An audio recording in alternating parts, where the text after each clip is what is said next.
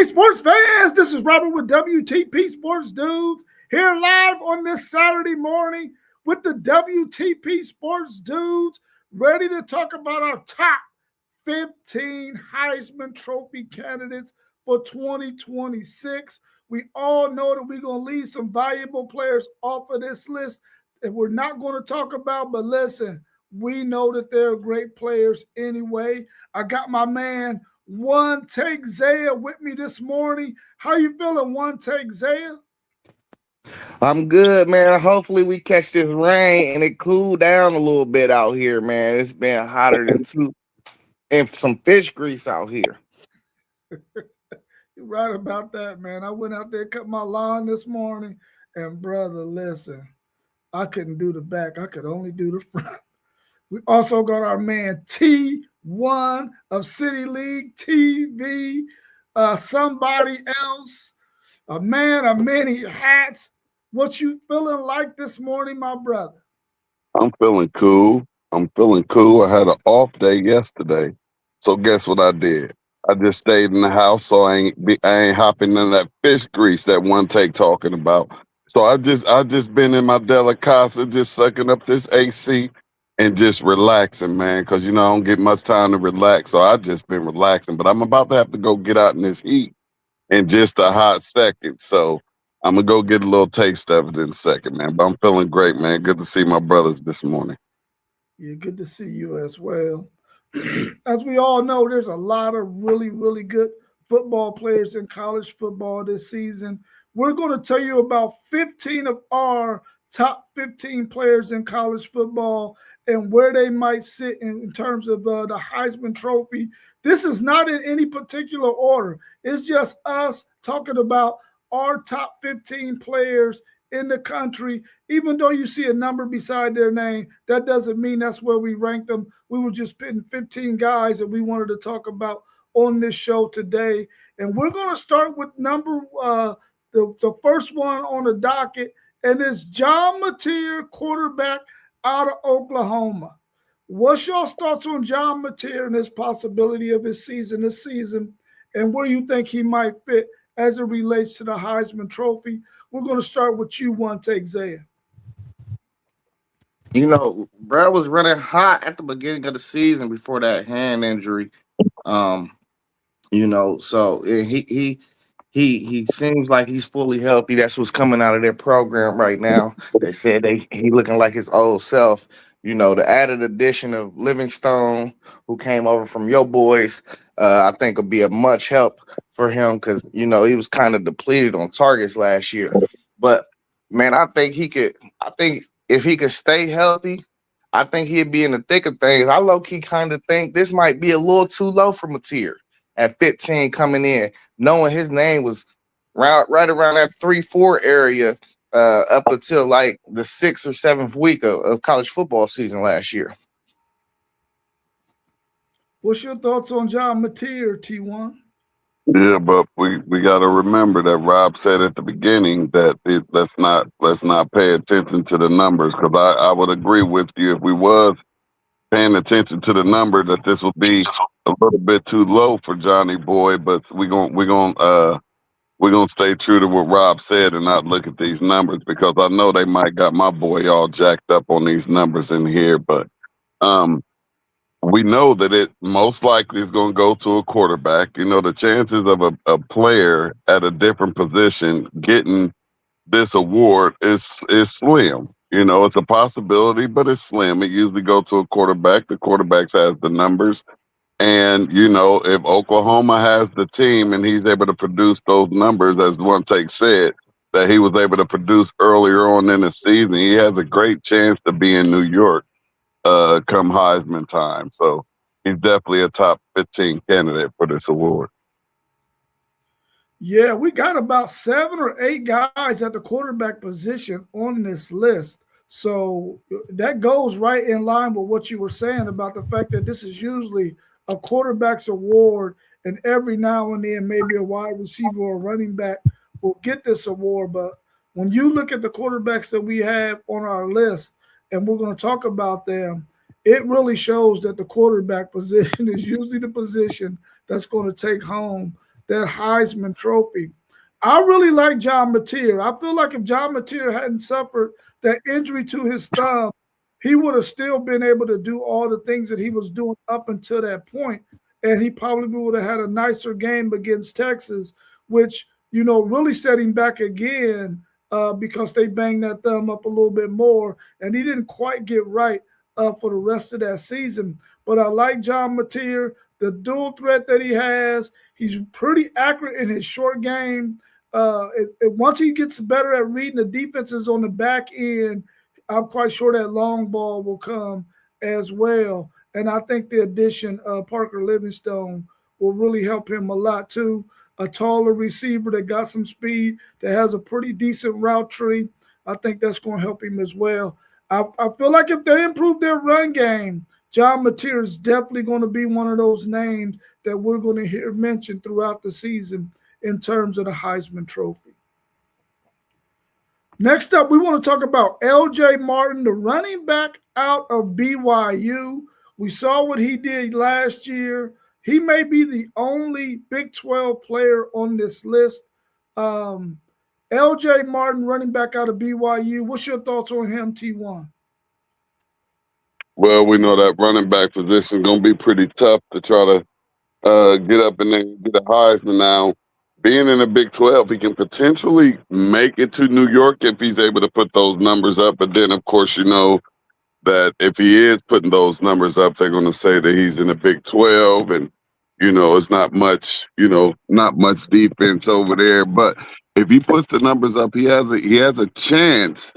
He has a chance to get somewhere close within that top 4, maybe even top 5 and get a trip to New York. But with all these quarterbacks out here, I think it's going to be real hard for a running back to get a trip to New York unless, he's just lighting up the world, and he's going to have to be on one of those top 4, top 5 teams. What's your thoughts, One Take? Yeah, they got to feed L.J. Martin, man. I don't think they leaned on him enough last year. He had some real explosive guys. I remember when they played Cincy, he had over 200. So if they feed him, man, and which I think the problem with L.J. Martin this year that he's going to run into is that Bear Beckermeyer, he a year older. So they might lean on him a little more. I think that might hurt him in his Heisman race. But nevertheless, I think he is the best back in the Big 12, hands down. But we got to see. I feel like if they give him his 20 touches a game, he can go for more than what he had last year. He had 1,300 last year. I think he can get more than that if they can get him his touches. But I don't know. I just don't see it. I just think Bear, he's ready for a step up and a tick up in the offense. Yeah, let's give a shout out to our man Mossberg of Level Up Sports 10. He in the chat. Also, our man KT. He want to just say, give us a big shout out for continuing to stick with doing the shows. We appreciate you, KT, on that. Hopefully, you tune in when we do our Miami preview. We got a couple of guys that's going to come on and talk about those Miami Hurricanes, so I don't want you to miss that. Mossberg says, LJ is the real deal. Love this young man, and he's a raw talent. I feel like LJ Martin, to get in that picture, being in the Big 12 is going to be really, really tough for him. But I think if they use him more in the pass game than maybe they did last year, and then in the fourth quarter, if they're in close games in the fourth quarter, and he's the closeout guy, man, and he proves that he can close out games, and BYU can prove that they can close out games with the run game using LJ Martin, that could bode very well for with voters because they see a guy who can close out the game with his running ability. And we all know that you always got to have those moments where the team looks like they're on your back to close out some of these victories. And they don't play Texas Tech this year, but I think they're going to have some games on their schedule that will allow him to really showcase his talent. I really like LJ Martin, We got, I think, 4 other running backs on this list. I think he's right up there with all 4 of those guys, and he doesn't take a back seat to any of them. I really like him, and hopefully they can use him more in the pass game to really help him make a run at the Heisman Trophy. Let's bring our man Post Game of the Post Game Sports Podcast into the show. Post Game, how you feeling this morning? Feeling good, brother. Thanks for having me. How y'all doing? Solid, solid. We're doing awesome. What it do, post game? Good to see you in the building, bro. We talked about John Mateer a little second ago, and we want to get your take on John Mateer and where you think he will look, what you think his season will look like for him to be in that Heisman Trophy conversation. What's your thoughts on John Mateer? Yeah, John Mateer is one of the dark horse candidates. We gotta think back to last season, fellas. He probably was the front runner before he had that injury. And one of the things I said, good morning, Level Up Sports 10.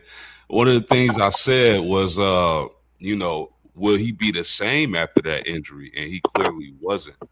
So, I mean, if he can remain healthy and pick up from where he was last season, I think he'll be fine. I think he'll definitely be a Heisman candidate.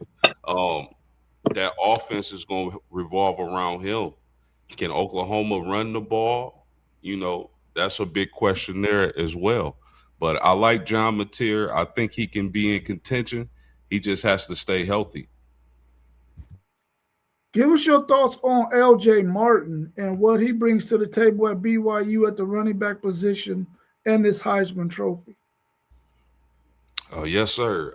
L.J. Martin, to me, is a top 10 candidate in my own personal rankings, and I'll tell you why, Rob. This guy, their offense is tailored for him to have a humongous season. And when you look at L.J. Martin and the other top running backs who are in contention for the Heisman, he may not be the best, but his situation may be the best. You talk about a physical BYU team who wants to run the ball, and out of all the defenses that those top running backs face, L.J. Martin doesn't even play Texas Tech in the regular season, I believe. I have a hard time believing any of those Big 12 defenses are going to be able to slow him down. Now, they do play Notre Dame at home. That would be a big test for them. But I can see a humongous statistical season for L.J. Martin. Yeah, I like that take on him. Let's go to our next player, and it's also running back, Jaden Ball, the running back out of Florida. What's your thoughts on him? We're going to start with one take, Zaya. What's your thoughts on Jaden Ball and his possibility to make a run for the Heisman? Jaden Ball is a monster, man. But I think he gonna fall into a case where his team is just not good enough. The last Heisman candidate that we really seen that actually won the Heisman and was able to do something without their team being one of the top teams in the country was Jaden Daniels, and that's a position that's super highlighted, as we know, at the quarterback position. I don't think a running back can pull off being on a team with maybe 4 or 5 losses and really get serious consideration for the Heisman. So I think he's going to get eliminated just from his team, whether or not he had 1,500 yards or not. I just don't see it. I don't think Florida is one of the upper echelon teams in the SEC this year. So I'm going to have to cross Jaden Ball out on this one. What's your take, T1? Yeah, I might have to roll with one take on this one, and just for the same reason. Well, not all the way the same reason, but it's just going to be hard for those running backs to get up in there. So I think as we go through this list, we're probably going to get to eliminating some running backs that's going to drop off of this list, because it's just not going to be that many running backs that will be able to get close enough to make a trip to New York. So yeah, he might have to get crossed off of here too. Give us your thoughts post game. Yeah, Jaden Ball is probably my personal favorite running back in the country going into the season. One taking T1 is right. How good is Florida? You know, because your team success matters when it comes to the or the Trophy. As one take just said, you know, we really don't see uh, candidates from teams that aren't dominant in the win loss column make it to New York. But if they do find a way to have a successful season, I mean, Jaden Ball is awesome, man. You talk about a physical guy with good feet, good speed, and probably out of all the elite running backs, he might be the best receiving running back. So Jaden Ball, I agree. His candidacy depends on a lot on how good Florida is, because he's for sure a good player. Yeah, I really like Jaden Ball. I thought when Texas got their running backs coach that he was going to hit the portal and come. And he thought about hitting the portal, but the coach ended up talking to him into staying at Florida, which was great for Ball. I think he should finish his career at Florida after playing 2 seasons there. There was no reason for him to go anywhere else. I really like Ball. I think he's a running back who is probably the most complete running back in the country, in my opinion. I feel like this is a guy that can run in between the tackles. He can run outside zone, and he can also catch the ball out the backfield. I think with them starting a new quarterback this season, him in the pass game is really going to have to help that young quarterback out this season. And I think they're probably going to use him in that way. The fact that he's on Florida, who has an easier schedule than what they had the last 2 years, but I still don't think they're going to be one of those teams that are going to have a good enough record for him to get invited to at the Heisman Trophy ceremony. But I think his stats will be good enough to get there. Just their record is just going to be just what ain't going to get him there. And it reminds me of the time when Texas had Deontay Foreman and he rushed for over 2,000 yards and won the Doak Award, but he was nowhere near up there when it came in terms of the Heisman because Texas, I think, was like 5-7 or something ridiculous like that. So it's going to really take Florida to be around 9-3 or so in order for him to get an invite, in my opinion. Let's Hold up, Rob, real quick. You said Texas record was what? Man, go ahead, man. It was 5-7. Oh, Lord have mercy. Okay, I just wanted to hear that again. We don't know what that looked like up north. Y'all do not know what that looks like. Well, y'all went 6-6 one year. Yeah, 500. Let's talk about Gunnar Stockton. I think Gunnar Stockton is one of those players that might be flying up under the radar. He's not really mentioned a whole lot when you start talking about the top quarterbacks in the country. He's the quarterback at Georgia in his second season. He did pretty decent at the Manning Passing Academy. What do y'all think about Gunnar Stockton? We're going to start with you post-game. Yeah, Rob, I think Gunnar Stockton is a live dog. He's an underdog for the Heisman, but I think he's a live dog. I mean, you talk about a quarterback who can make plays with his legs as well as his arm. And the key for me, when you talk about Gunnar Stockton in his Heisman case, because we know Georgia is going to be one of the top teams in the SEC and in the country, is the passing game. How good is that receiving core going to be for Georgia? And are they going to be in situations where they have to pass the ball in the SEC? I believe they will. Isaiah Canyon coming over from Georgia Tech. I'm really high on this guy, Rob. I'm talking about a 6'4", 205 receiver who can make plays down the field. So I think Gunnar Stockton is a live dog. I think he'll definitely be one of the guys in the top 10 that we're looking at for the Heisman at the end of the season. What's your thoughts on Gunnar Stockton? Man, there's so many good football players across the country, man. We could have made a list of 30 guys probably. But as far as Stockton, I love Gunnar Stockton. He's a blue chip collar quarterback to me. Just ooze toughness out of him. Now it's tricky because Georgia is one of the few teams I do think got a chance to go undefeated throughout the year. So to have an undefeated team, and when you talking about New York and who's representing their team or program in New York, if an undefeated team is there, you would think that it's going to be one of those guys from that team that will be representing. But this is a fine case of, I think it's one ball, and I think it's not enough ball to go around. I think Nate Frazier and Chauncey Bowens will take a lot of stats away from Gunnar Stockton. I think that run game is going to be outstanding. I just don't think he's going to have the stat line to really get there. But I think if they do go undefeated, he's going to be probably the main reason why they did. Yeah. What's your thoughts on Gunnar Stockton, T1? Definitely a possibility. As we know, he has the team. He just gonna need the records and the stats. And as big as the records get, and as low as that loss column stays, he has a great chance of being in the conversation throughout the season. Yeah, I really like Gunnar Stockton as well. I think he's a really tough quarterback. He's a quarterback who I think this year they might use his legs a little bit more than what they did last year, and even the few games he played at the back end of their season 2 years ago.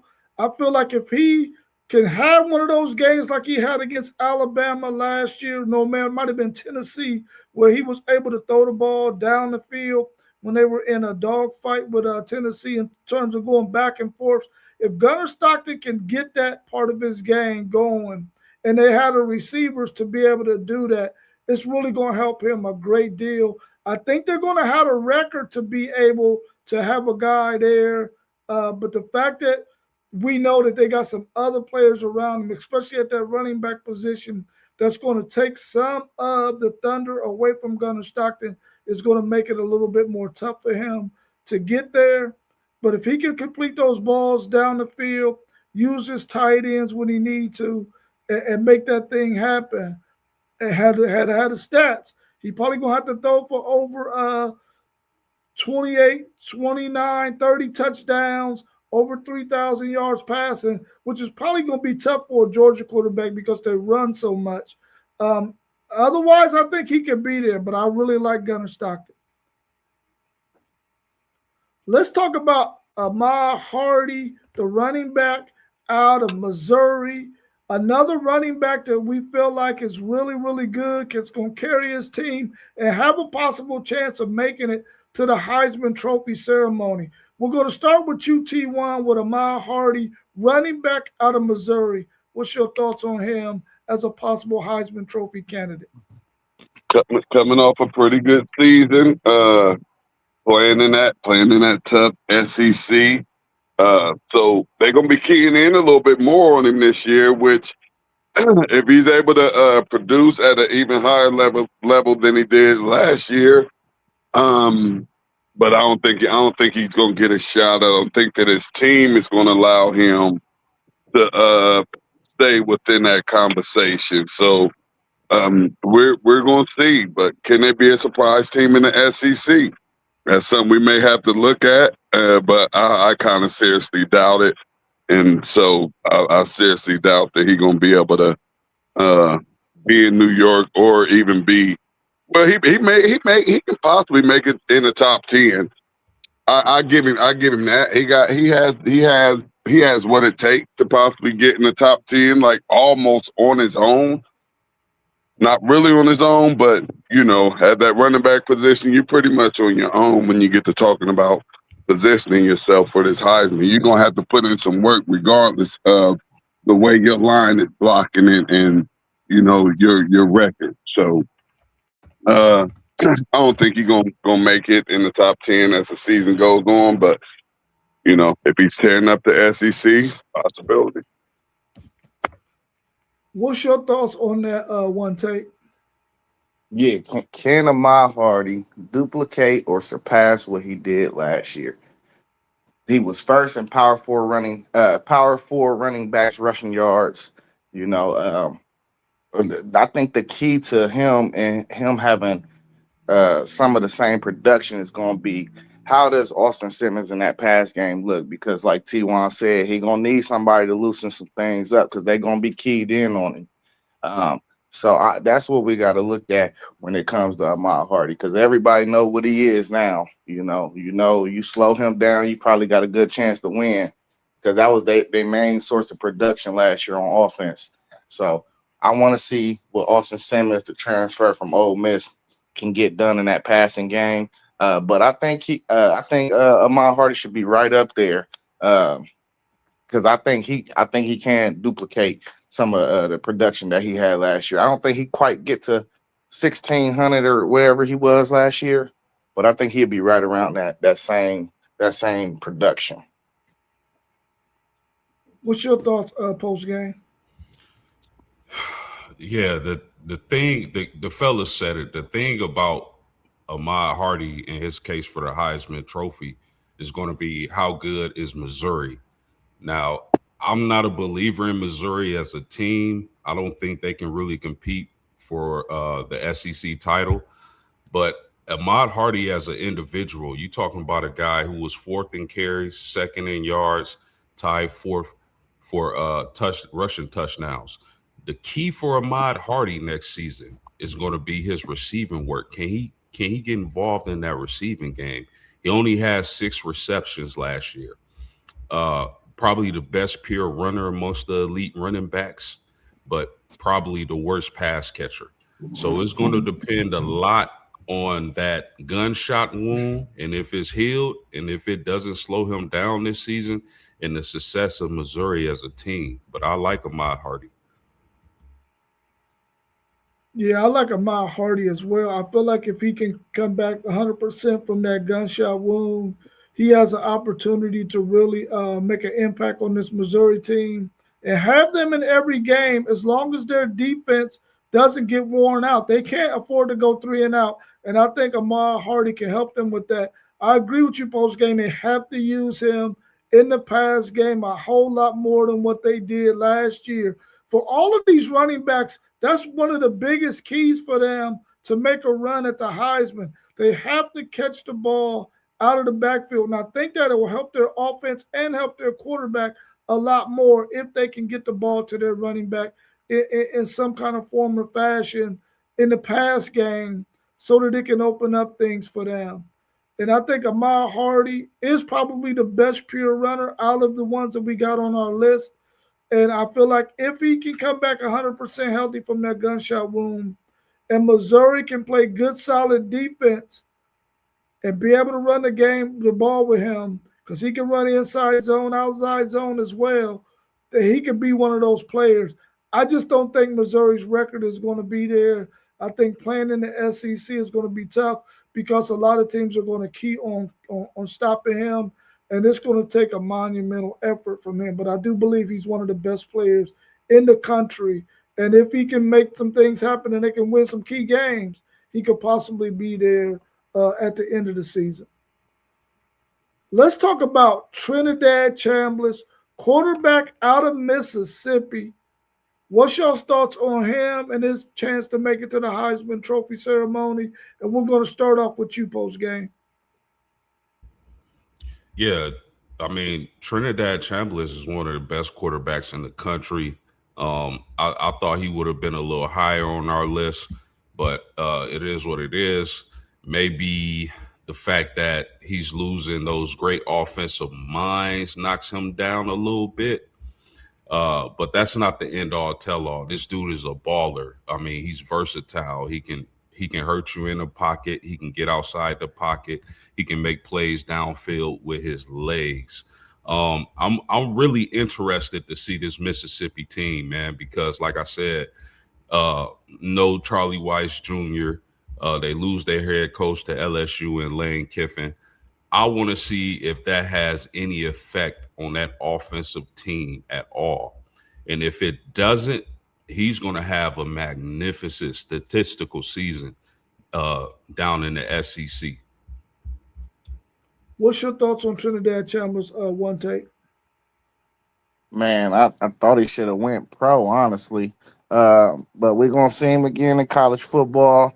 I think this is another case of, we're gonna get to the name, but he's gonna be fighting another candidate on his team. So I think you lose a little, aura in the Heisman race when you got another guy that I feel like is going to be pretty much up there. I definitely think he's gonna have a top 10 finish. It's just about, do we make it to New York or not? Is it four? Do we make it in that top 4 or 5 guys? And I just don't see it just because of him fighting another candidate on his team. What's your thoughts, T1?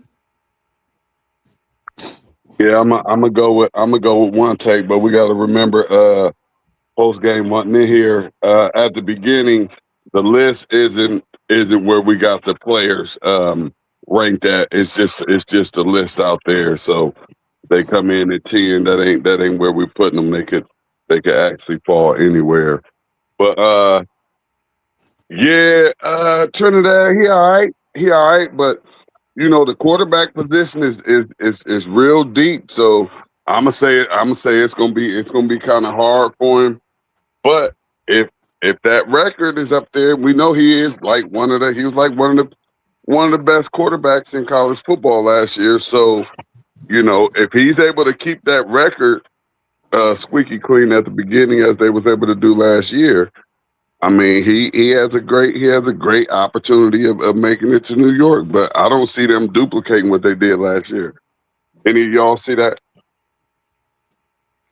I do think Ole Miss can make a playoff appearance again this year. I'm one that, I don't think. I think Charlie Weiss is a blow, of course, because he's a hell of a mind on the offensive end.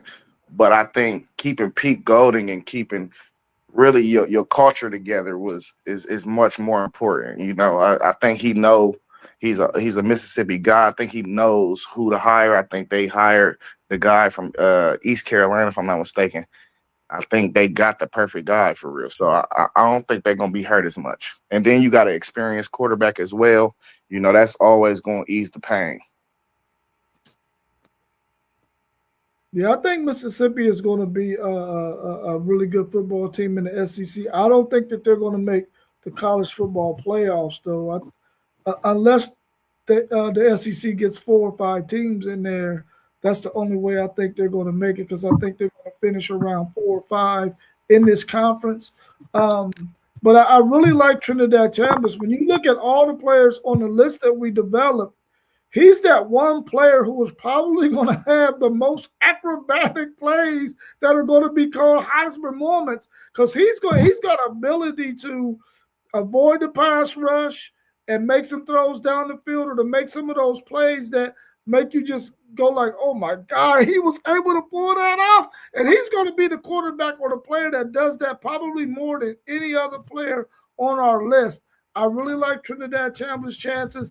I think that he probably should have went to the NFL last year. When you look at the number of quarterbacks that got drafted, he would have put himself in a really good position. Now he has to face all these other quarterbacks who are probably going to be coming out again this year, and that probably will put him in a different category because there's a lot of really good quarterbacks coming out at the end of this season. So last season, I agree with you, one take. He probably should have went to the NFL. I think his value was high enough, probably higher than it's ever going to be, and he probably should have went. But I really like Trinidad Chambers and the fact that he's going to be able to make a whole lot of plays that's going to wow a lot of people. Let me ask you a question, Rob, because Yeah. I actually think he should have came back, because if you look at his NFL projections, he was projected second to third round. He has a chance to sneak into that first round of the NFL draft. But here's my question: off the top of your head, how many? What SE? You said 4 or 5 SEC teams, right? Off the top of your head, what 4 teams make it? I'm looking at Texas, Georgia, Texas A&M, and LSU. So Alabama takes a back seat this year. They take a back seat again. Gotcha. Gotcha. Well, not again because they made it last year. Yeah. Let's talk about Malachi Tony, wide receiver out of Miami. And we're going to start with you, one take, Zaya. What's your thoughts on Malachi Tony, the wide receiver from Miami? Yeah, so I think this might be the best offense in the country. Um, we still got Darian Mensah coming up. But again, this is another case of he's going to be fighting another candidate on his team. I think he have a stack. I think Cooper Burkett might even have a stack. But I think they're going to have three guys with 1,000 yards from scrimmage, and with Mark Fletcher as well. So, what I mean, I just don't see one of their main position group guys making it to New York. Now, finishing in the top 10, 15 or so, Heisman, that's very possible. But I think you got to give it to the head of the snake on who's going to lead in Heisman voting. And I guess this is pretty much a decent position for Malachi Tony if this was, how we would look at it at the end of the year of college football season. 9 seems like a realistic number for Malachi Tony. What's your thoughts, Post Gay? Yeah, I mean, Malachi Tony, here's a kid who led the country in receptions last year. He had the he had the most receptions last year. I do expect that number to go down a little bit, just seeing as though they got Cooper Burkett and he has a really, really good playing relationship with Darian Mensah. I think his reception totals are going to go down a little bit. Or he's such a special talent, Rob, that it could go up. We just don't know. But I expect Burkett to eat into his production a little bit. Like I said, he has a really good relationship with Mensah. I look for that Miami team to definitely be, if not the best offense in the country, definitely top 3. But Malachi Tony could either blow the doors off this race, or he could take a back seat and not duplicate that production he had last season. What's your thoughts on Malachi Tony, T1? I like him. And I don't think he's going to be taking a back seat to nobody. I think he's going to continue building off of what he did last year, regardless of who else is on that team. I think they're going to feed him the ball because he's just a little too dynamic to say that we're not going to get the ball into his dynamic hands as much as we can. So I can definitely see him in New York. And I think he's one of the most watchable, dynamic players coming back in college football. Yeah, man, I really like Malachi Tony. I feel like, did you go one take? Yeah, I went. Okay. I really like Malachi Tony, and I hear what everybody is saying in terms of having Mensah on there and Mensah being on our list and having 2 guys on this list. We're probably going to take away some of your thunder, along with the weapons that he got around him. He got Fletcher on that team. But I feel like this, man, Malachi Tony is going to have those opportunities because he has so many other weapons around him that when he does get the ball in his hands, he's going to be a home run hitter. Plus, he's going to run back punts possibly, maybe even kickoffs. With those 2 added dimensions, with him and a Heisman running, it's going to be really, really exciting to watch, man, because I think anytime he gets the ball in his hand, he can take it to the house. And when you see a guy like that taking the ball to the house on screens, maybe on a punt, maybe on a kickoff, it really adds to the excitement for Heisman voters. And I think he has a really good chance of being there because of all the talent that he has around him. But I really like Malachi Tony. I think he's going to have a fantastic year.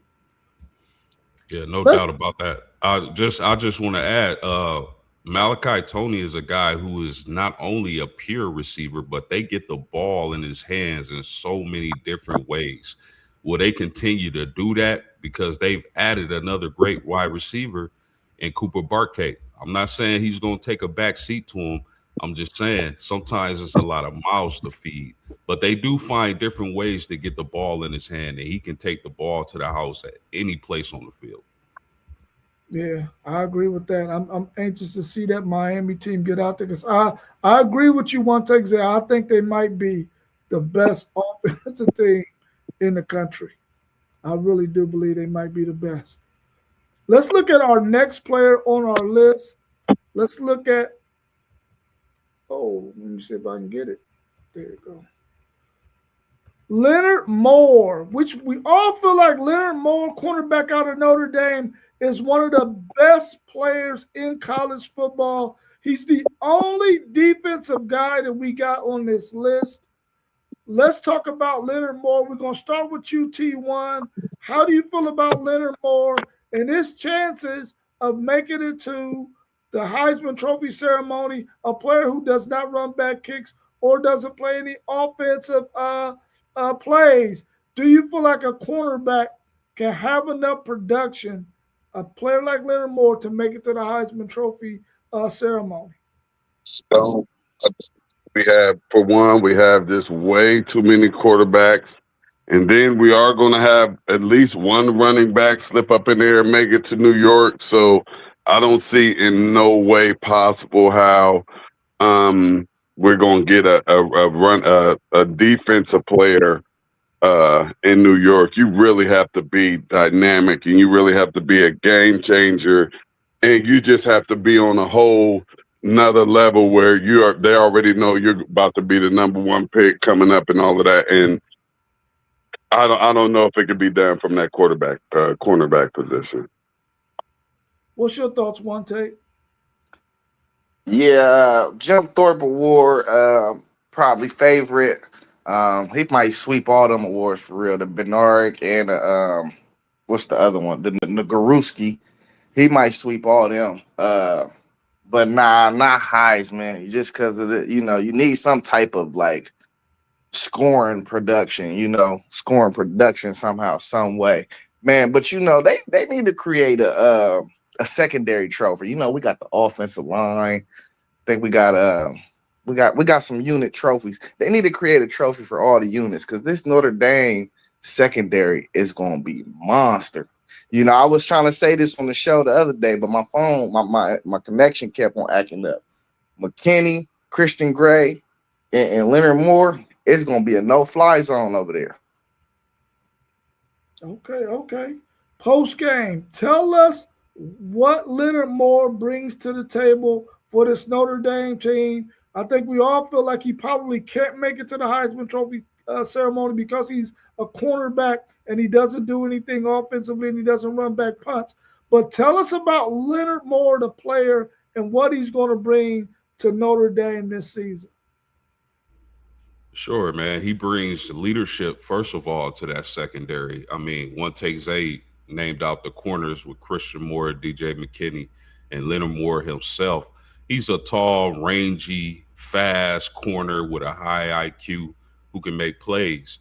Now, when we talk about the Heisman, I agree with the fellas. Is the way Notre Dame, if Notre Dame used them somewhat like some of the corners of the past, like the corner from Colorado, his name escapes me right now, but Travis Hunter. If they used him like Travis Hunter, at least in the punt or kick return category, then I'm all in. But he's just a shutdown corner, man.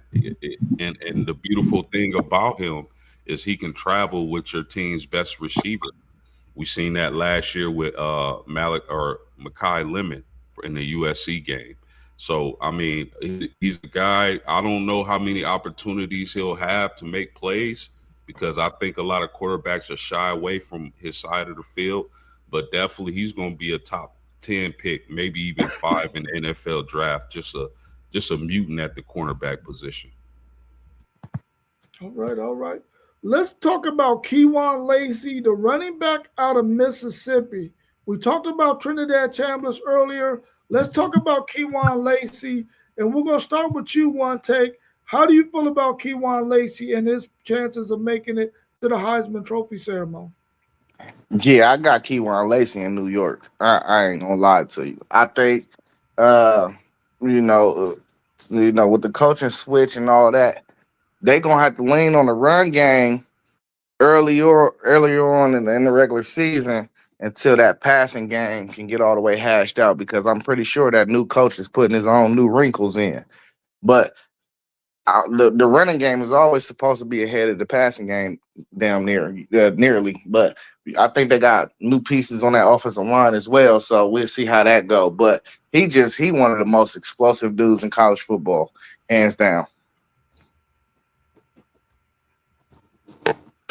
What's your thoughts on Keywan Lacey post game? Man, just a dynamic talent at the running back position. He led the country in carries last season, Rob. I really want to see if he's going to duplicate that. Um, it all for me, it all depends on how good that Mississippi defense is going to be. Because if that's a stout unit in the SEC, then he's going to get plenty of carries to show off that magnificent talent he has at the running back position. So I like Keywan Lacey. I would not be surprised if he's in New York at all. What's your thoughts on Keywan Lacey running back out of Mississippi, T1? Uh, Great opportunity to make it to New York. As I said, it's going to be a fight within itself with the running backs to see which one makes it to New York, because we know it's only going to be one running back to make it to New York, if any. But I believe that one is going to get there, and but I don't know. It's like I said once again, they calling this one of the deepest quarterback classes ever. And then when you throw the few dynamic wide receivers that's out there, I just see it being really, really hard for a running back to get to New York. It's just not enough. It's not enough spaces, and you may have to get close to 2,000. You're gonna have to do some put in some gentry type work, for that to happen. I just think it's going to be really, really hard for a running back to get there. I really like Keywan Lacey. I think out of all of these running backs that we talked about, he may be the most complete in terms of the fact that offensively they're going to make sure he gets carries, he going to get catches out the backfield. They're going to use him in every way and fashion you're supposed to use a running back in their offensive scheme, because he's so dynamic that way, and he's a home run hitter. I feel like Keywan Lacey has the best chance out of all of these running backs to make it, because I think they're going to have a record to be able to do it, and I feel like he's going to have the stats to be able to do it. I really like Keywan Lacey. They're going to have to lean on him a lot this year because of what they lost in terms of their coordinators and their head coach. I think offensively, he's going to be the key piece for them. And if he can do the things that we saw him do last year, and the wide receivers and the tight end can take a little bit off of his plate enough to where teams can't just load up the box and key on him, he could actually be one of those running backs that can make it, because I think he's going to be able to put up the stats this upcoming season. I really like Keywan Lacey. I think out of any of those running backs, he has the best chance of making it to the Heisman Trophy ceremony. But T1, you might be right. It's just way too many quarterbacks and enough dynamic wide receivers that are going to be making plays that running backs just might get left out this year. Let's talk about Julian Sain, quarterback from Ohio State. We're going to start with post game. How do you feel about Julian Sain and his chances to make it back to New York at the end of this upcoming season and be one of those Heisman Trophy candidates on the panel last year, which a lot of people probably feel like he probably should have won it over the person who did win it. What's your thoughts on Julian Sain? I mean, I like Julian Sain, man. I think the advantage he has over the other quarterbacks is that he has Jeremiah Smith. They do not. Chris Henry Jr., I think he's going to be a massive weapon for Julian Sain this season. But with the changing of offensive coordinators, I could really see Ohio State really even more leaning on the run game this season. So it's going to be interesting to see how that sets that offensive system up. Is he going? They're going to lean on the run, and then that opens up the play action, and I can see Jeremiah Smith just having the out of this world season as well as Chris Henry Jr. I think he's a specimen. I've always said that. I think he's going to be a monster at Ohio State. And what's new? That's like wide receiver you. But I like Julian saying, man, and I think he's going to be even more accurate this season with the offensive scheme that they brought to Ohio. Let's go to you one take, and then we're going to finish with T1. Then we want to go to Liam's question for our two Ohio State guys, and I want to get y'all's thoughts on Liam's questions. But tell us about Julian saying one take, Zaya, and his possibility of making it to the Heisman Trophy ceremony for a second year in a row. Yeah, y'all know I've said a lot of things about Julian saying and not being the biggest fan, but I think I kind of been too hard on him, and understanding that he was a red shirt freshman last year, So I'm gonna give him a chance to grow. But one thing I do know is towards the end of that season last year, when Jeremiah was banged up a little bit, Carnell Tate sat out a couple games. I didn't see the same quarterback.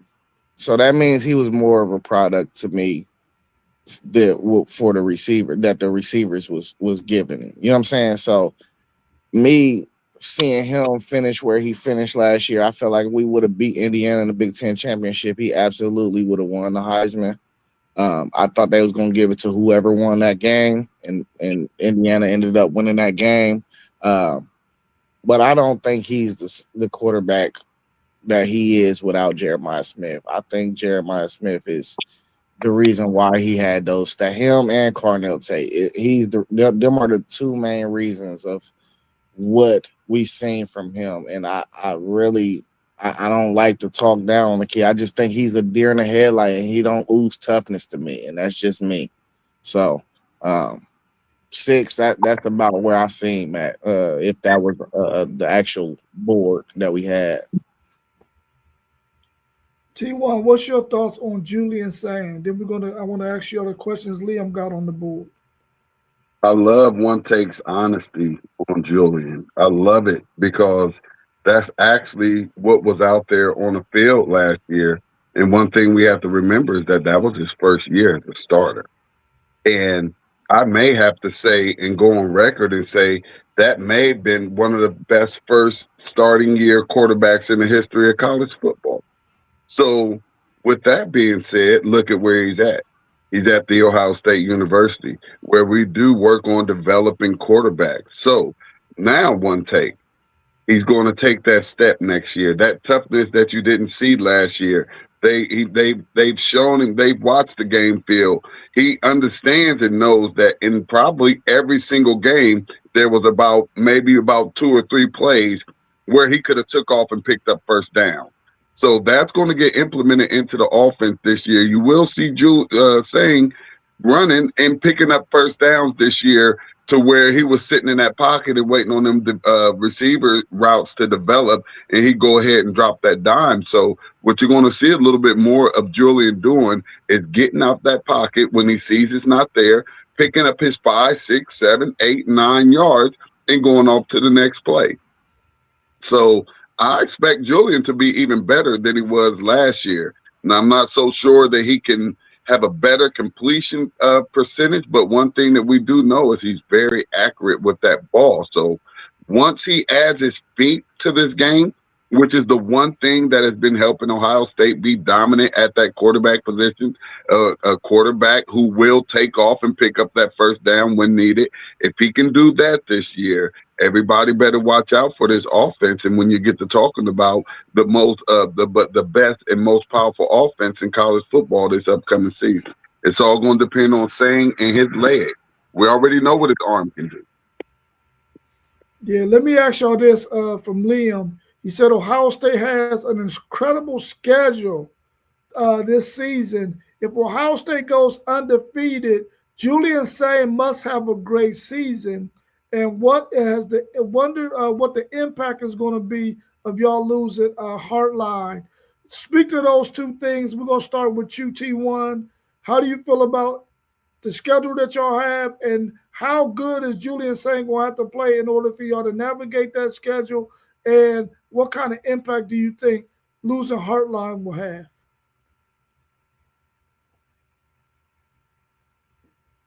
We're going to start with UT1. My fault, I was on mute. I'm looking forward to the schedule, man. It's a great challenge for our university. You know, year after year after year, what do you hear about Ohio State? Oh, their schedule. Their schedule. They ain't playing nobody. This is a great opportunity for Ohio State to continue being Ohio State, regardless of who we play. So I'm loving the schedule. I'm loving it. I'm feeling like we're gonna just continue doing what Ohio State does. And you know, we're gonna start it off in that Texas game, and that Texas game is gonna tell everything just like it did last year. And like I said, man, I'm just looking forward to Julian using his legs and helping that offense out, because I feel the defense is still going to be dynamic and top notch. So, man, I'm looking forward to it, and I have no problem with the schedule. I think we're going to do the same thing, and now we're going to be able to say, you know, who are you talking about? We don't play nobody, as we've done in the past. What's your thoughts on that one take, Zay? Yeah, I don't think we're gonna be undefeated this year. But we 10-2, 11-1, 12-0 every year. This is just what we do. It's in our blood, man. So it's just about what games do we show up for, what games do we kind of come in unfocused. How do we fix things week by week?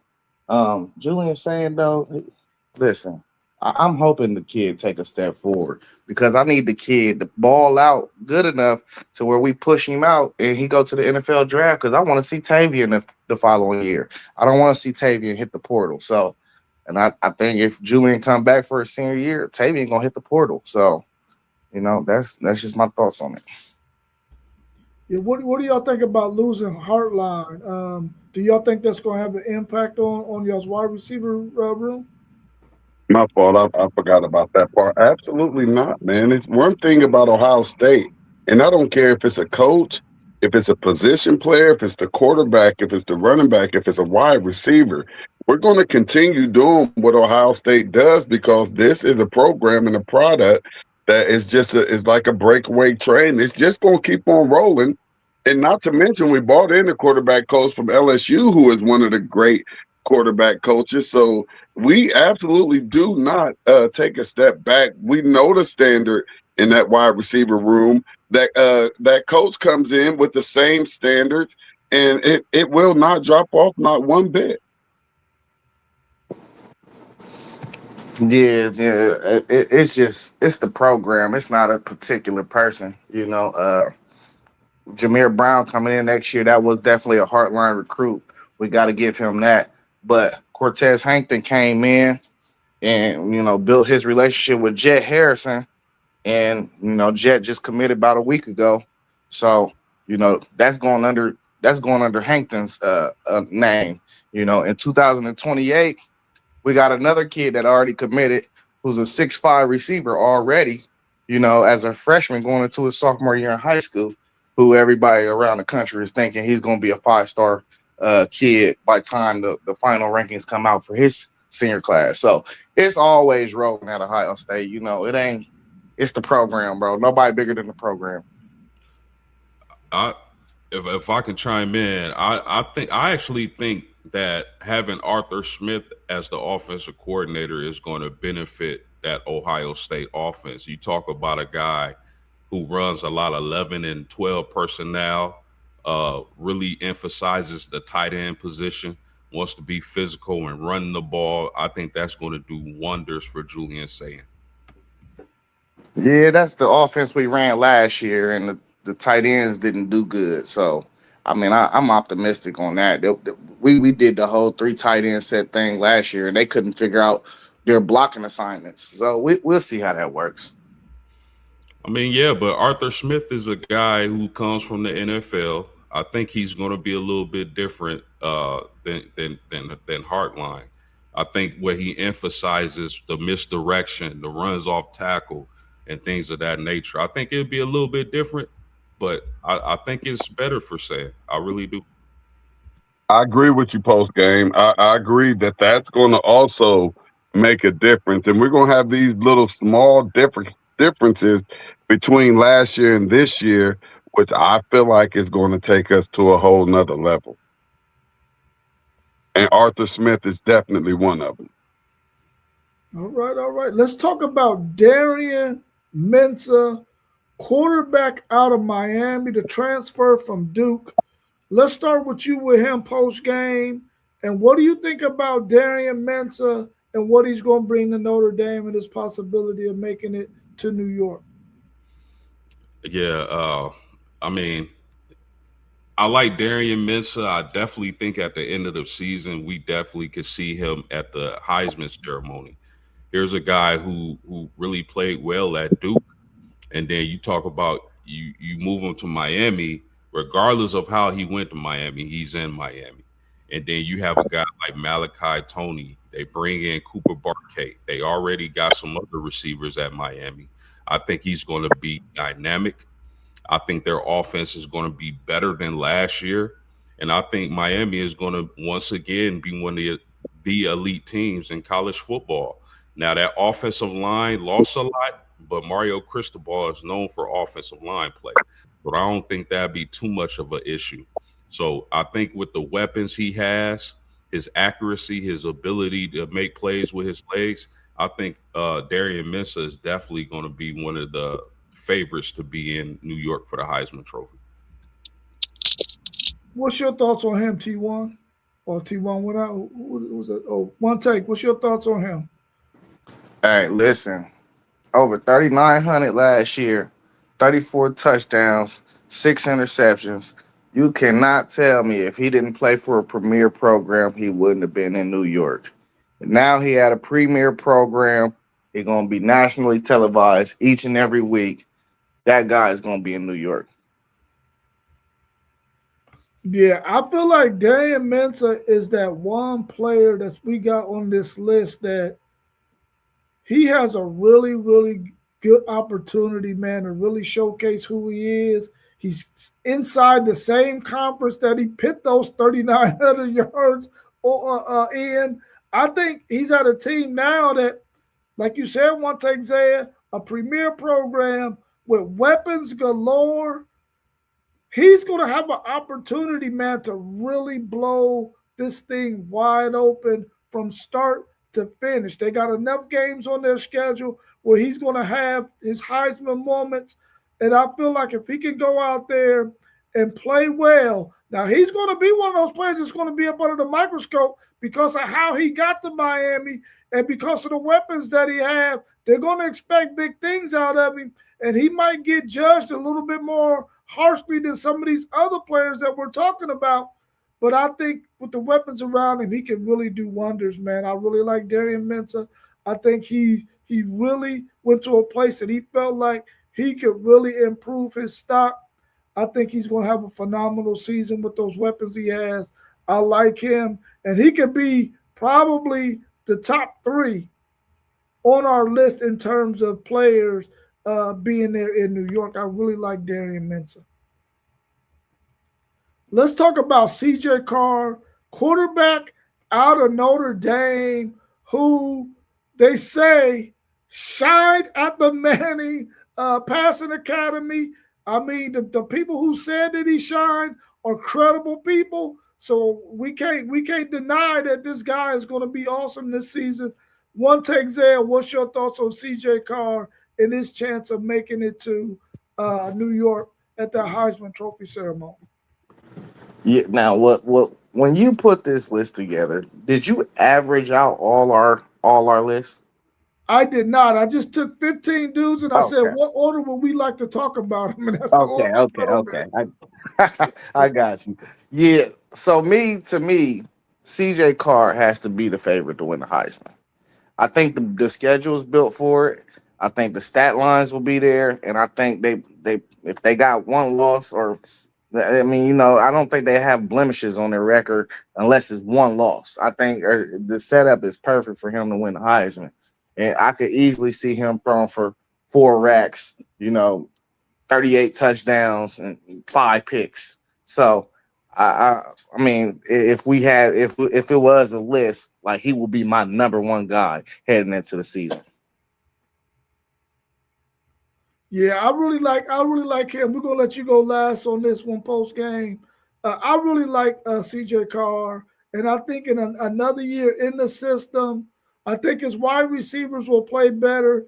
He'll have more on his plate because he's in his second season in that system, and the fact that he doesn't have those running backs that he had last year, even though they're gonna have some really good running backs, I don't think he has to worry about. Um, that aspect of it, always having to turn and hand it off. He's going to be able to do some other things that he wants to be able to do. And I think he's going to have an opportunity to really shine. I think his wide receivers will be able to help him out a lot. Because they had the great running backs, we really didn't get to see those wide receivers in the light that we need to see them. But this year, I think they're going to put way more on CJ Carr's plate. I think he's going to step up to the challenge and have a really, really good season. And I feel like like you said, one take Zaya, he has an opportunity to be the number one guy throughout this whole entire season when it comes to this Heisman Trophy candidacy. What's your thoughts on CJ Carr, quarterback out of Notre Dame, T1?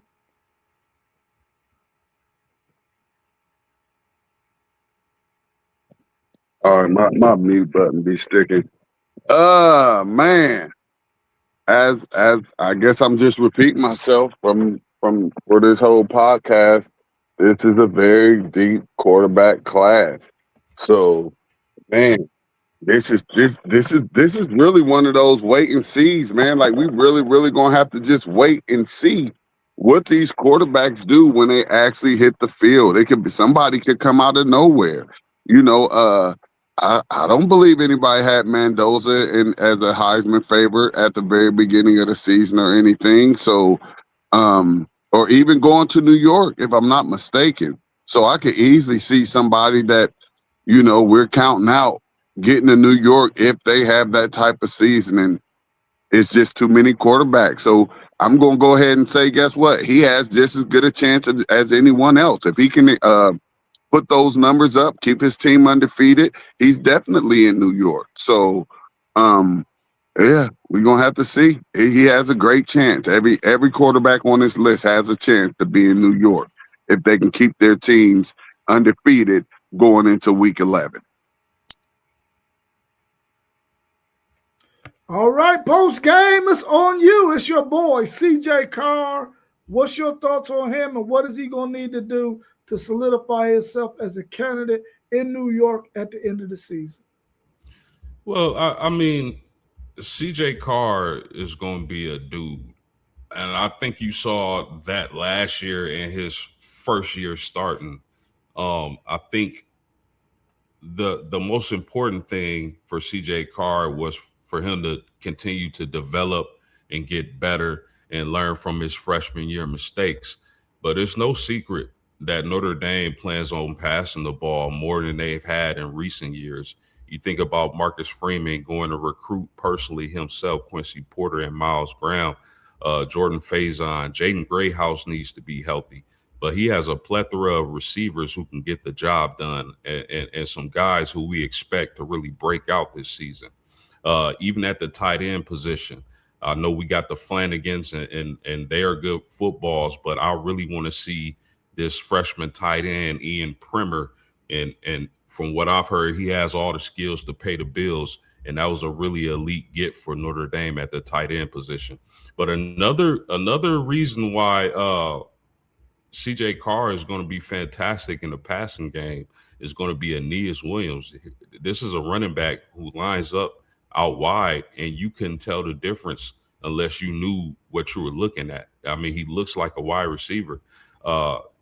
Add that to the fact that he went to the Manning Academy and they had him showing everybody how to run drills. I think that's really encouraging for Notre Dame fans, and I think CJ Carr definitely would be a Heisman candidate. All right, let's go to our next player on the board. Oh, shoot, we got one of them Texas dudes. We got Arch Manning, quarterback out of Texas. We're going to start with you post game, and we're going to let you talk about what you think Arch Manning brings to the game and his chances of making it to New York. Yeah, I think this is one of the most criticized quarterback last season. He came into the season with a lot of hype. I thought he was going to do really well, and then at the latter part of the season, he did do really well. I think it was a lot of heavy expectations on him. He might have been overthinking a lot, but I think as the season progressed, he kind of calmed down and stopped thinking so much, and he really turned into the quarterback we were all expecting to see. So I think with the addition of Cam Coleman to go with Ryan Wingle, those running backs they got in the portal with Hollywood Smothers and Raleek Brown, I think Arch Manning is set up to have a really good statistical season. And if Texas is as good as we think, and they're able to be successful in the SEC, and more so with his legs, I think Arch Manning is going to make a lot of plays with his legs and rushing the ball. I think Arch Manning definitely is a favorite to win the Heisman. We're going to go to you, one take. Yeah, so Rob, you spoke about last summer Arch not really having all the time that he needed to really form a camaraderie and a connection with those receivers.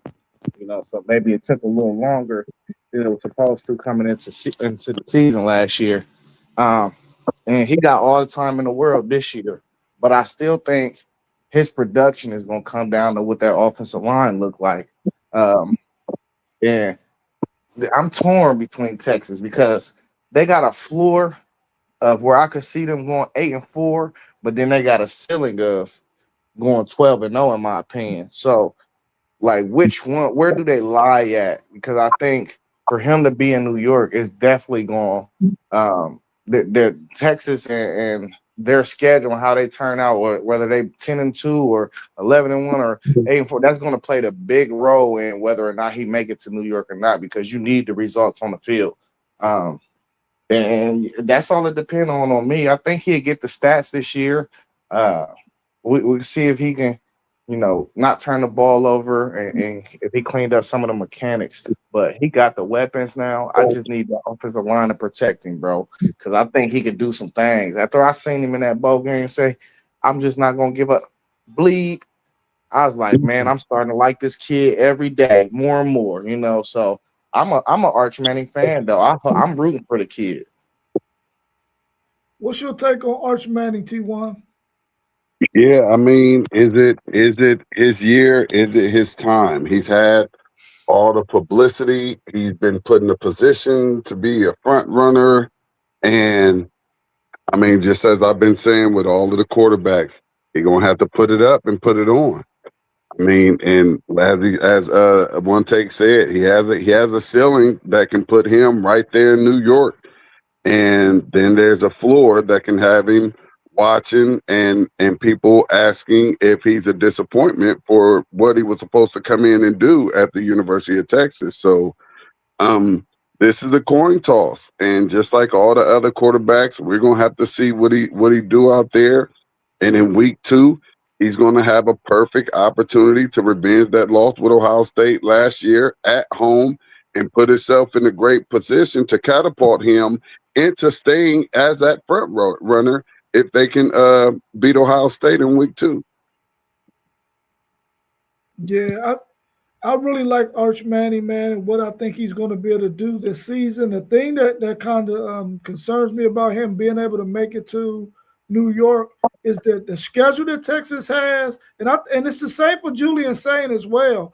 I think both of those quarterbacks, they're going to play some schedules to where if they play well, they increase their chances of making it to New York. But at the same time, if they don't play so well, it's going to be a knock on them as a quarterback. And they have a lot of opportunities to increase their chances, but at the same time, they got a lot of opportunity to decrease their chances because if they don't play well, because they play some really, really tough teams in some really, really tough environments. They got a chance to prove it, and they got a chance to really hurt themselves. I feel like Arch Manning has the weapons around him, but like one take Zaya said, it comes down to that offensive line. I think last year he realized his offensive line wasn't as good in the second half of the season, even though they got better. And he started understanding I got to slide this way a little bit more, that way a little bit more, just depending on where this pressure might come from, so I can still get the ball off. I think mechanically he's going to have to improve on being able to throw that long crossing route where that guy is coming full speed. He got to be able to make those throws, man. A lot of times he was missing guys behind him, and they were incomplete passes. Plus, they had 17 drops last year that probably could have had him at 73% completion rate had they made those completions. These was balls that were drops that if they were catches, he probably would have been in a little bit better position in terms of his stats. But I think he's going to be a guy that's going to be able to throw for over 3,000 yards. He's going to probably rush for another 500 and probably have anywhere from 27 to 30 passing touchdowns and another 6 to 10 rushing touchdowns, which will really help him a whole lot. He has the weapons around him. I feel like Arch Manning has a chance to get there, but he's going to have to play some really tough games in some really tough environments. And if he can play and have that moxie like he had at the end of the season, I think he could be there in New York. I really like his chances of getting there. And I really feel like this too. He got so much pressure put on him last year that maybe there's some voters out there that feel like, listen, we did this guy this service this year. If he just plays well, we might do him a favor and have him as the favorite at the end because of how we treated him last year. Maybe that might not happen, but I'm hoping that it does because I would like to see that trophy come back to Texas at some point. That chat is so long, I can't scroll all the way down there and see everybody's comments, man. It's just way too many things in the chat. I'm sorry if I don't get to any of your comments. But let's go to Jeremiah Smith. Wide receiver out of Ohio State. I think we might all agree that this might be the best football player in college football, and he didn't win awards that we felt like he should have won the last 2 years. Will he take home the big prize of the Heisman Trophy? Let's start with you post-game, then we'll go to T1, and then we'll finish with one take Zaya. Yeah, Jeremiah Smith is definitely the best player in college football. He definitely has a really good chance to win the Heisman and any other award that he's nominated for. I mean, what more can you say about Jeremiah Smith, man? He's a guy who's been dominating the wide receiver position since his freshman year. I think he can make all plays. He can catch the ball at or near the line of scrimmage in the middle of the field or deep. It takes a lot of pressure off your starting quarterback. The only situation where I see he doesn't rack up awards or is not invited is if Ohio State's running game with Bo Jackson and Isaiah West, I believe, is so dominant they don't really need to use him like they can or should. That's the only way. He's so good that Ohio State team is so good that they might not need to use him as much as he probably needs to be used to dominate statistically. But outside of that, I expect Jeremiah Smith to sweep all wide receiver awards and definitely be a Heisman candidate in New York. Yeah, I'll go next, and then you can go after me, T1. I really like Jeremiah Smith. I feel like he's the best player in college football, and I think that they should make it a point to make sure that they get the ball to Jeremiah Smith as much as I feel like Miami should get the ball to Malachi Tony. I think there's a variety of ways you can get the ball to a guy like Jeremiah Smith. And he's not one of those players that's easy to tackle. He has the size. He's able to get yak yardage. You can get him on some of those short routes, let him stiff arm a dude, and then he's gone down the sideline or down the middle of the field. And I really feel like they should put him in position to get some one-on-ones, or maybe even if he gets double coverage, have him in a position where he can get over top of guys or at least have an opportunity to go for a 50-50 ball, which we know 9 times out of 10, that's a 90-10 or 80-20 ball in his favor. I really feel like Jeremiah Smith should get showcased in this Ohio State offense, and they should really make it a point to make sure that this guy takes home as many awards as possible. I know Ohio State isn't that kind of university. They don't think like that, but I would love to see them do that for Jeremiah Smith. What's your thoughts about Jeremiah Smith, T1? Well, you hit the hammer right on the head. The emphasis this year will be to get Jeremiah Smith that ball. Not only is the coaching staff upset that the best wide receiver in college football for the past 2 years has been awarded nothing, but Jeremiah is just upset. If you know, he's made some posts and telling everybody to watch out. And Ohio State has made it known that we are going to feed Jeremiah Smith this ball this upcoming season. And I look for his numbers to be better than ever. He will have career highs in everything this year as long as he stays healthy.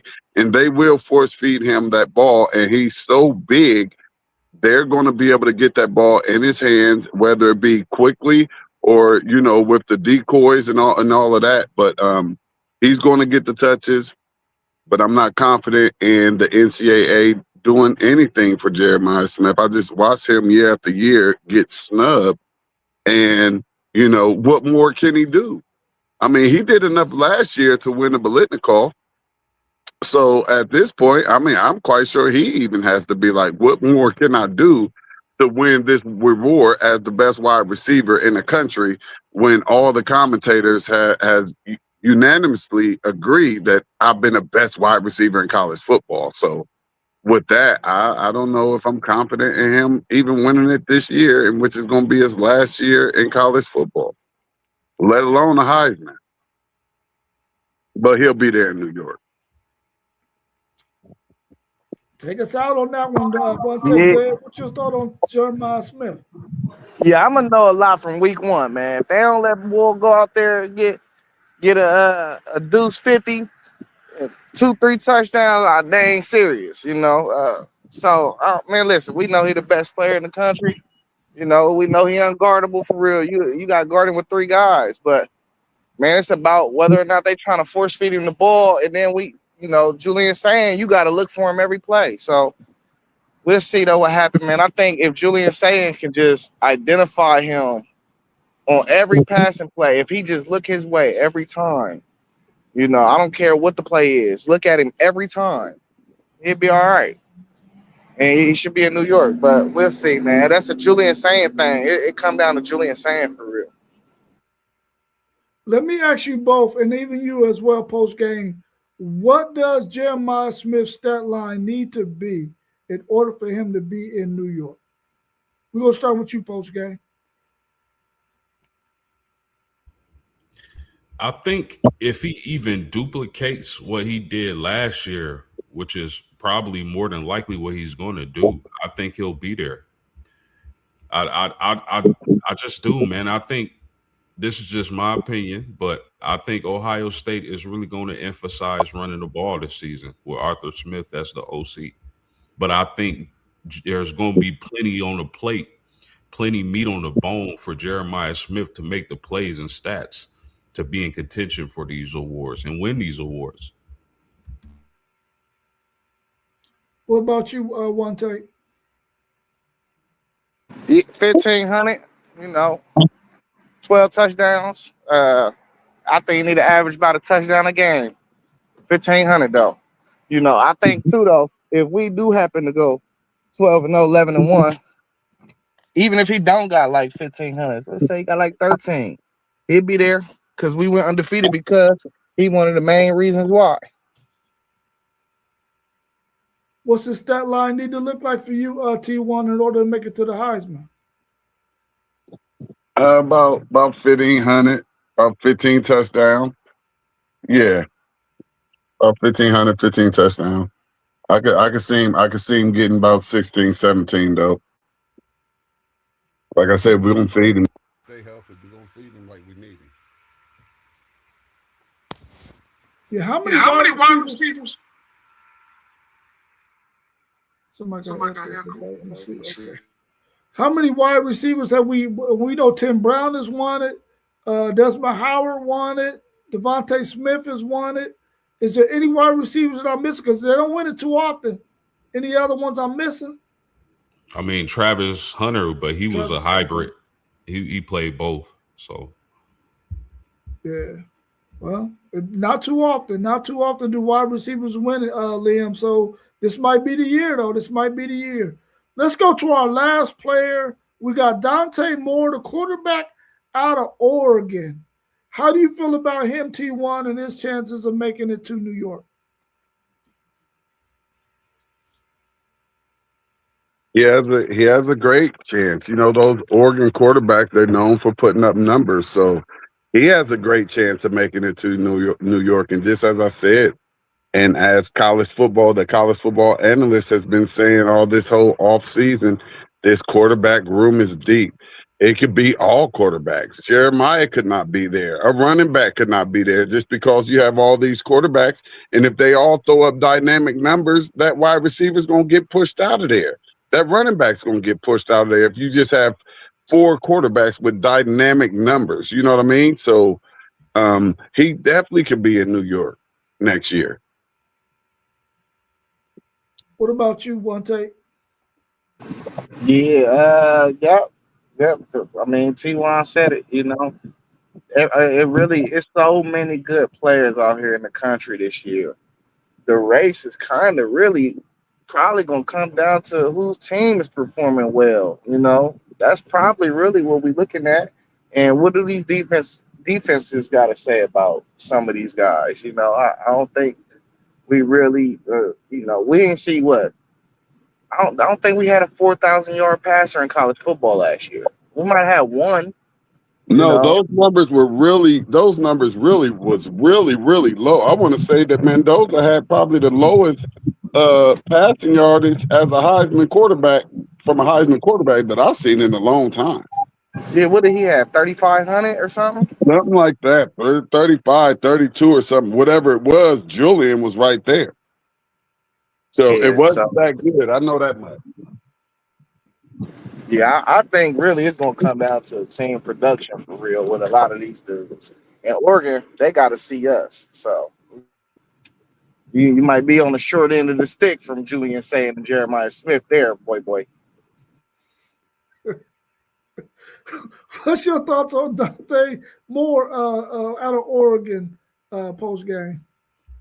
yeah, really solid dude, man. I like Dante Moore. I think the fact that he gets some receivers healthy this year, the Corey and Moore, Evan Stewart, I think that only bodes well for his Heisman candidacy.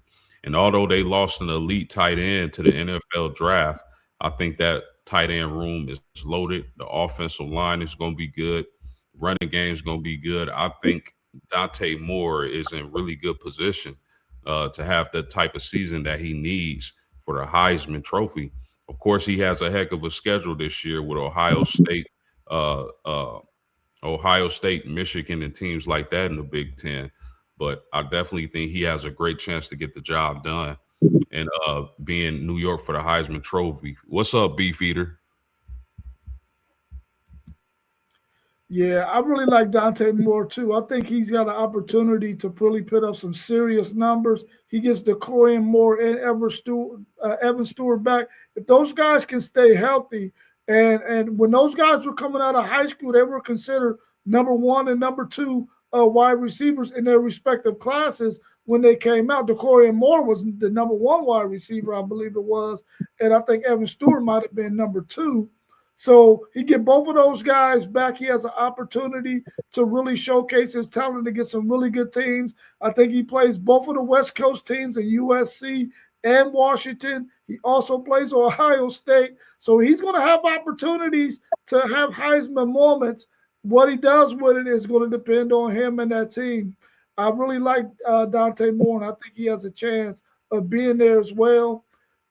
Out of all of these players that we talked about, do you feel like players who have another talented player on this team, because on our list, we had 3 teams that have 2 players that are on our list. Do you think that that really affects their Heisman Trophy chances when they're going up against another player from their team for the right to make it to New York? We'll start with you, post game. What's your thought on that one? 100%. Because it's like when you got 2 guys from the same team, they they kind of cancel each other out. They take votes from each other, especially when you got 2 elite candidates for the Heisman Trophy. So I absolutely 100% agree with that, Rob. What's your thoughts, One Take? Yeah, I've been saying it all show, kind of, sort of. You know, when you fighting another potential Heisman candidate, you know, you get certain voters be like, oh, maybe the quarterback is more the reason, maybe the running back was more the reason, or maybe the wide receiver is more the reason. So you kind of splitting votes. It's not like, you know, all the votes is going to one place. So now you're spreading them out. So definitely, that's the case every year, though. It hurt people every year in the Heisman voting. What's your thoughts on that question, T1? Yeah, and I mean we had Julian and Jeremiah last year, correct? You know, and maybe that's what helped Mendoza get that Heisman. Because still, once again, they talked about Jeremiah last year as being the best player in college football, possibly going #1 overall if he was able to come out last year. So it definitely hurts, but as you can see from last year, it doesn't hurt with getting them there. So you could possibly get there, and you know maybe when they get there, maybe those 2 players, the fans of those 2 players, maybe everybody gets together and say, hey, we'd like to see Jeremiah get this baby. So we're gonna put Saying down there at #3. You know, but we're gonna definitely slot Jeremiah in at that #1 spot, and you got understand. I believe that's how they do it. They rank them 1, 2, 3, and 4, and you get, you know, a certain amount of first place votes, certain amount of second place votes, and so forth and so on. But it's the amount of first place votes that you get. So even though you have 2 players making it to New York, that one player still can get enough first place votes to get it. So I'm not sure that it hurts as much as we seen, you know, 2 Buckeyes there in New York last year. Yeah, I think it has an effect as well. We want to thank everybody for tuning in. Make sure you hit that like button, subscribe. All of our channels, even though we come on here as WTP Sports Dudes, all of us have our own individual channels. They're scrolling across the bottom. We would love for you to support every last one of our channels. You can go to at WTP for Life, Level Up Sports 10, Parlay Poe, the Blitzburg Podcast, at Post Game, City League TV, One Take Zaya, SEC Sean. Go to all of our channels and please subscribe. We're trying to grow our channels. We're trying to grow this channel, and we want to for you to continue to support us. Hit the like button, hit that thumbs up, so that we know you did attend this the video, and we would love for you to continue to support us. We'll be back again tomorrow morning at 9 a.m. Our man One Take Zay will be hosting tomorrow's podcast. Please tune in at 9 a.m. tomorrow. We appreciate you. Everybody, you got anything else you want to add before we go? We're going to start with you, post game. Yes, sir. Make sure y'all don't blow off any of those digits because we're going to need y'all to type in those channels. What about you, T1? Anything else?